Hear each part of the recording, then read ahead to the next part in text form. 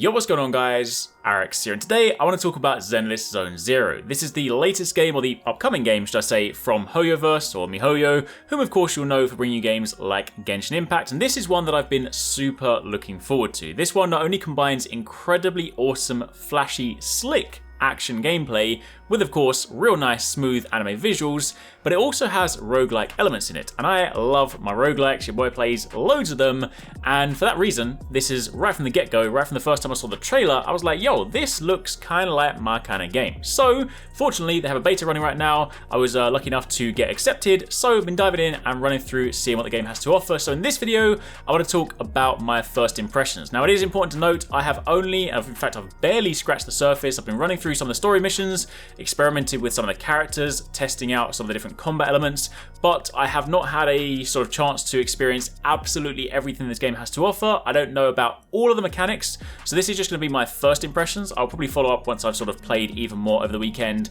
and sort of give you guys a deeper look into the game. But for the time being, this is me jumping in, having played for just a few hours, got a first taste of combat, first taste of characters, and just in general a first feel for the game. So if you guys do enjoy this, a like would be super appreciated. Comment down below, let me know what you guys think of this game. Are you guys Genshin fans? Have you been looking forward to this? Do you have any questions that you want to know about the game? And of course, do be sure to keep it locked for plenty more.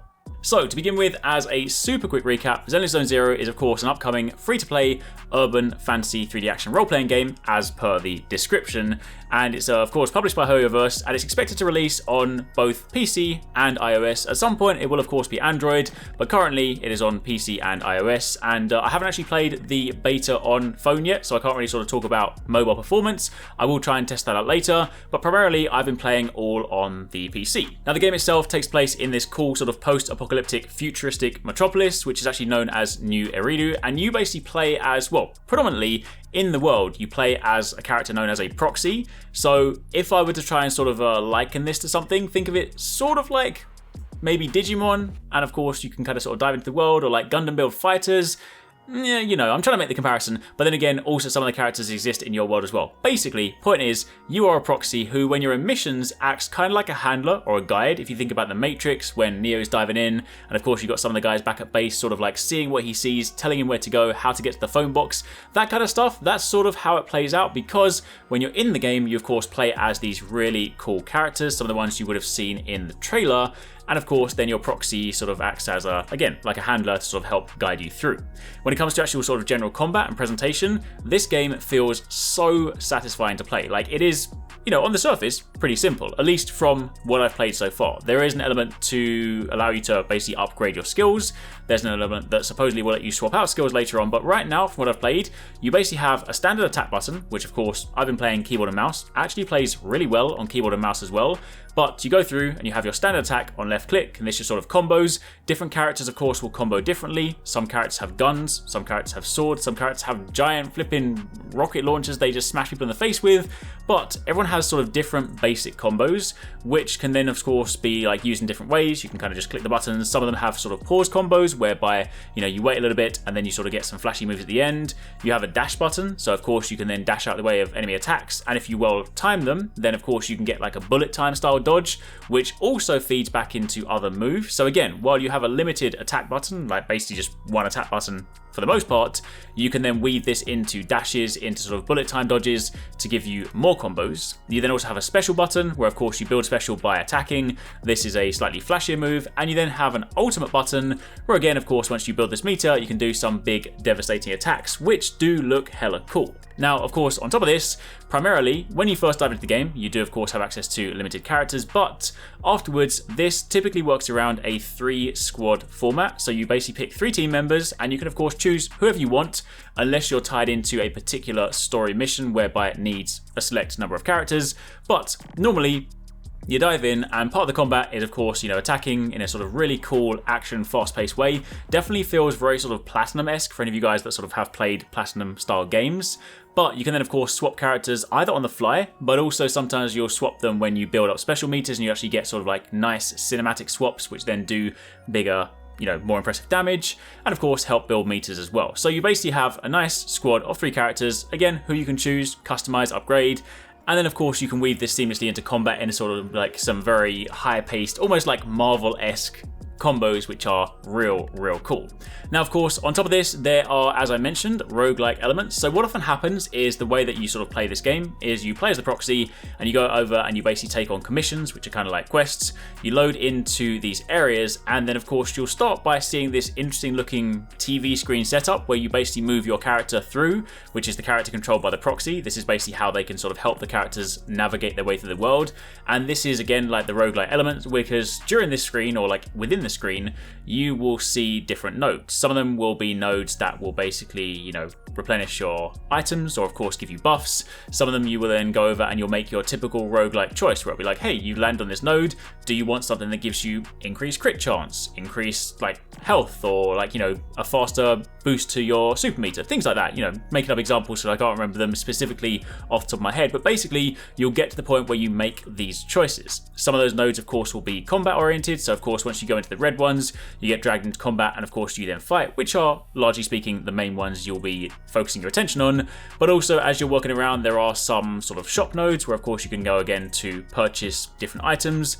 There are some nodes that will also reduce your pressure because of course as you're moving around this area, you have a bar at the bottom of the screen that builds up, and of course once you get to 100% on this one, you actually get like a debuff. So it might be, say, like, oh, if you have moved around this grid too much, suddenly you get like a slower recharge on your dodge. So there are definitely elements whereby you have to also pick your route carefully. It's like, do I want to risk getting a debuff to potentially go and get like another upgrade, or do I want to just beeline straight to the end of the mission so that I can of course avoid getting that debuff, things like that. So again, this is where some of that sort of roguelike element comes into it, and then you naturally progress through here to you know, fight and, you know, complete the missions. Now, of course, outside of that, when playing through some of the story missions, the presentation, it is actually really cool. I will say, I mean, always, generally speaking, if I could have just like actual fully animated cutscenes, it would be hella cool. But again, don't forget this is, you know, both a combination of a PC game and also a game that can be played on mobile. So when it does come to story progression, a lot of the time you have that sort of typical visual novel style characters on screen,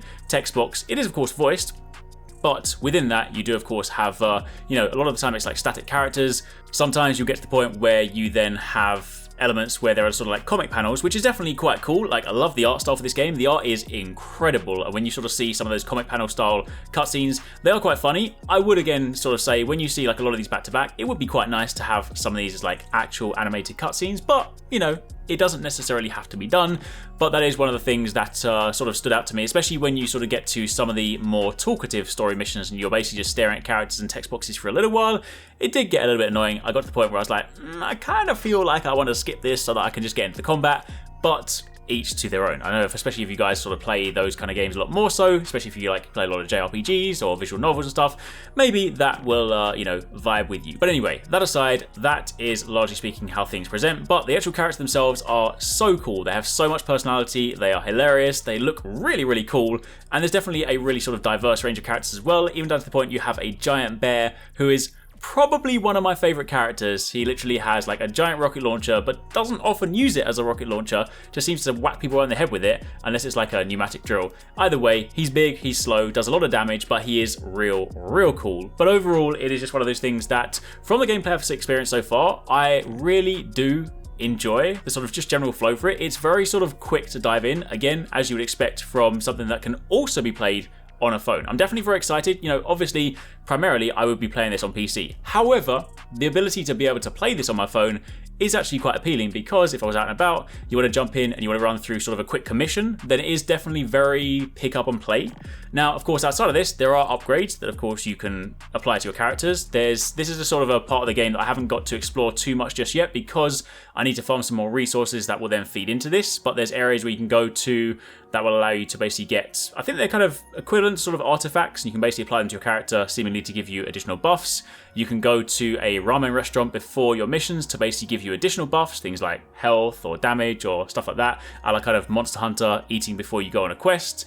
And of course, there are additional upgrades. There's like a workbench back at base, but all of these are systems I haven't had a chance to explore just yet, because again, just dived in, still got some materials to craft and whatnot. Plus, when it comes to some of the later missions as well, there's also a higher difficulty area. Obviously, some of the gameplay you're seeing right now early on is pretty simple. You run through, the enemies aren't too challenging, but let me tell you right now, you go to that high level area, they do hit hard, they have big health bars, and your boy did die. So there definitely is challenge, but overall I have just really enjoyed what I've played so far. Again, there is plenty more that I need to learn about the game, plenty more things that I need to uncover and actually sort of dive deeper into, but my initial impressions simply from a gameplay point of view, diving in, how does it feel off the bat having never played this before, I am really enjoying it. Combat feels smooth, the presentation is real clean, I love the aesthetic for it. Again, like I really like this sort of modern Neo Tokyo kind of look. Almost looks like some of these characters are wearing like Machine 56 jackets. If you guys know, you know.